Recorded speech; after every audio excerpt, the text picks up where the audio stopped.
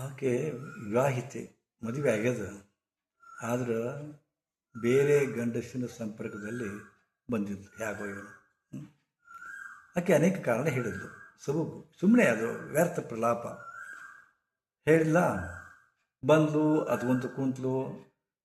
ನನ್ನ ಗಂಡನಿಂದ ನನಗೆ ಸುಖ ಸಿಗಲಿಲ್ಲ, ನನಗೆ ಭಾಳ ಹೇಟ್ ಮಾಡ್ತಾನೆ, ನನಗೇನು 10 ಪೈಸಾ ರೊಕ್ಕ ಕೊಡೋದಿಲ್ಲ, ನಾನೊಂದು ಗೌರ್ಮೆಂಟ್ ಎಂಪ್ಲಾಯಿ. ಹೀಗಾಗಿ ನಾನು ಮಾಡ್ತಕ್ಕಂಥ ಗೌರ್ಮೆಂಟ್ ಕಚೇರಿ ಒಳಗೆ ಮತ್ತೊಬ್ಬ ಬಾಸ್ ಇದ್ದ, ನನ್ನ ಬಾಸ್. ಅವನು ಕೂಡ ನನಗೆ ಪ್ರೇಮ ಬೆಳೆದೈತಿ. ನಾವು ಒಂದು 6 ತಿಂಗಳು ಚೆಂದಾಗಿದ್ದೀವಿ. ಈಗ ಇದ್ದಕ್ಕಿದ್ದಂತೆ ಅವ ಗಾಯಬಾಗ್ಯಾನ, ನನಗೆ ಹುಚ್ಚಿಡ್ದಂಗೆ ಅವನು ಬರಬೇಕು ಒಳ್ಳೆ ಹಂಗೆ ಹಿಂಗೆ ಅಂತಿಕೊಂಡು ಇದು ಮಾಡಿದ್ಲು. ಇಲ್ಲ, ನಾನು ಮತ್ತೆ ಬ್ಯಾಡ ಸಬೂಬು ಕೊಡ್ತಾಳಕ್ಕೆ. ಏನು ಇಲ್ಲ ನಾನು ಒಳ್ಳೆಯ ಉದ್ದೇಶಕ್ಕಾಗಿ, ನನಗೆ ಆ ಉದ್ದೇಶ ಕೆಟ್ಟ ಉದ್ದೇಶ ಇಲ್ಲ. ಅವನ ಕಡೆ ನನಗೆ ಕಂಫರ್ಟ್ನೆಸ್ ಇರ್ತದೆ. ಅವ ನನ್ನ ಪ್ರೀತಿ ಮಾಡ್ತಾನೆ, ನನಗೆ ಕೇರ್ ಮಾಡ್ತಾನೆ, ನನ್ನ ಗಂಡನಿಗಿಂತ ಹೆಚ್ಚು ಕೇರ್ ಮಾಡ್ತಾನೆ. ಅದಕ್ಕೆ ನಾನು ಅವನ್ನ ಭಾಳ ಹಚ್ಕೊಂಡಿನಿ. ಈಗ ಅವ ಇಲ್ಲದಕ್ಕೆ ನಾನು ಹುಚ್ಚಿರ್ತೈತಿ. ಮತ್ತೆ ವಾಪಸ್ ಬರೋ ಮಾಡಿರಿ. ತಪ್ಪು ಒಪ್ಪು ನಾ ಹೆಂಗೆ ಡಿಸೈಡ್ ಮಾಡಲಿ ಹೇಳಿ? ಯಾವುದನ್ನು ತಪ್ಪು ಅಂತೇಳಿ? ಕಾಲ ಕೆಟ್ಟದೆಯಾ ಅಂತ ಅಂತೀವಿ ಕರೆ, ನಮ್ಮ ಮನಸ್ಸು ಕೆಟ್ಟದ್ದು. ಯಾವುದು ತಪ್ಪು ಯಾವುದು ಒಪ್ಪು ಅನ್ನೋದು ಗೊತ್ತಾಗ್ತಾ ಇಲ್ಲ. ಮತ್ತು ವಿಚಿತ್ರ ಅಂದ್ರೆ, ನಮ್ಮ ತಪ್ಪು ಮಾಡಿದ ತಪ್ಪನ್ನು ನಾವು ಡಿಪೆಂಡ್ ಮಾಡ್ಕೊಳ್ತಾ ಇದ್ದೀವಿ. ನಾವು ಮಾಡೋದು ಗಣಮದಾರಿ ಕೆಲಸ ಅಂತ ತಿಳ್ಕೊಂಡಿವಿ, ನಾವು ಚಲೋ ಅಂತ ತಿಳ್ಕೊಂಡಿವಿ. ಇರಲಿ ಅಂತೂ ಆಕೆ ಅವ ಬರಬೇಕು ಅಂತ ಆಕೆ ಬಂದು. ಇದೇ ಥರ ನಾ ಯಾಕೆ ಹೇಳ್ತೀನಪ್ಪ, ಇದು ಒಂದು ತಪ್ಪಪ್ಪ, ನಿಮಗೆ ಡಿಸೈಡ್ ನೀವು ಮಾಡ್ಕೊಳ್ಳಿ. ಇದೇ ಥರ ನನ್ನ ಮಗ ನನ್ನ ಕೂಡ ಮಾತು ಬಿಟ್ಟಿದ್ದಾನ, ನನ್ನ ಕೂಡ ಮಾತು ಬಿಟ್ಟಿದ್ದಾನ, ಒಟ್ಟು ಹತ್ಕೊಳ್ತಾ ಇಲ್ಲ. ಹೆಂಡತಿ ಮಾತು ಕೇಳಿ ಓಡೋಗ್ಬಿಟ್ಟಾನ, ಹಾಂಗೆ ಹಿಂಗೆ ಅಂತ ತಿಳ್ಕೊಂಡು. ಹೀಗೆ ಯಾವ ವ್ಯಕ್ತಿ ನಿಮ್ಮನ್ನು ದೂರ ಇಟ್ಟಿದ್ದಾನೋ, ಯಾವ ವ್ಯಕ್ತಿ ನಿಮ್ಮನ್ನ ದೂರ ಆಗಿದ್ದಾನೋ, ಆ ವ್ಯಕ್ತಿ ಮತ್ತೆ ನಿಮ್ಮ ಹತ್ತಿರ ಬರಬೇಕು. ಇದಕ್ಕೆ ಆಕರ್ಷಣ ಅಂತಾರೆ. ಆಕರ್ಷಣ ಮತ್ತೇನಲ್ಲ, ಹಗ್ಗ ಇಲ್ಲದ ಬಂಧನ. ಹಗ್ಗನೇ ಇರೋದಿಲ್ಲ, ಹೌದಾ?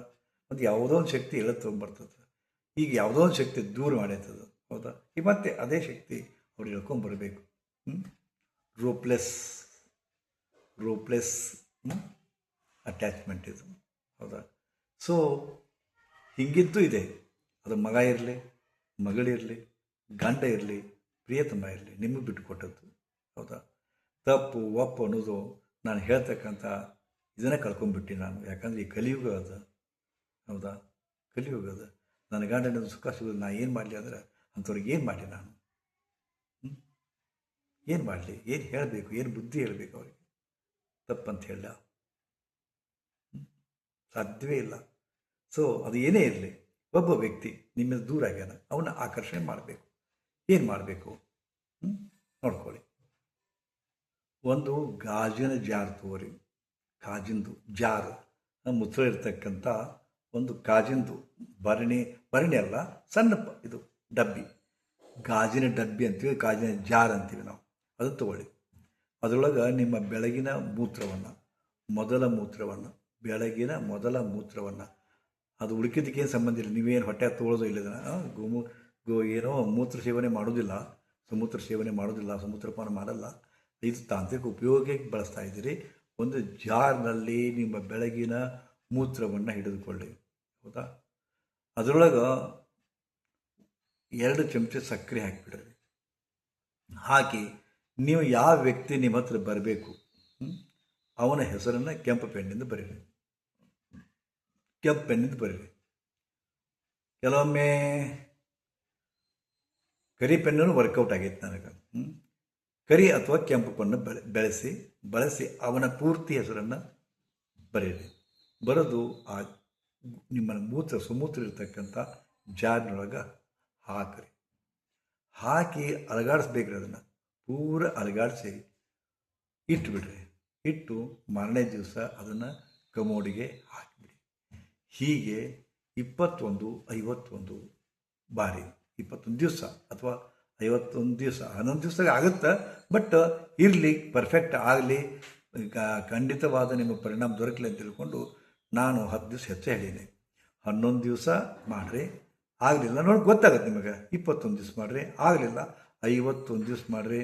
ಅವನ ಹಾವಭಾವಗಳನ್ನು ನೀವು ಯಾರನ್ನ ಆಕರ್ಷಿಸಲಿ ಪ್ರಯತ್ನ ಮಾಡ್ತಿರೋ ಅವರ ಫೋನು ಎಲ್ಲ ಹೆಂಗೆ ರಿಯಾಕ್ಷನ್ ಬರ್ತದೆ ಗಮನಿಸ್ರಿ.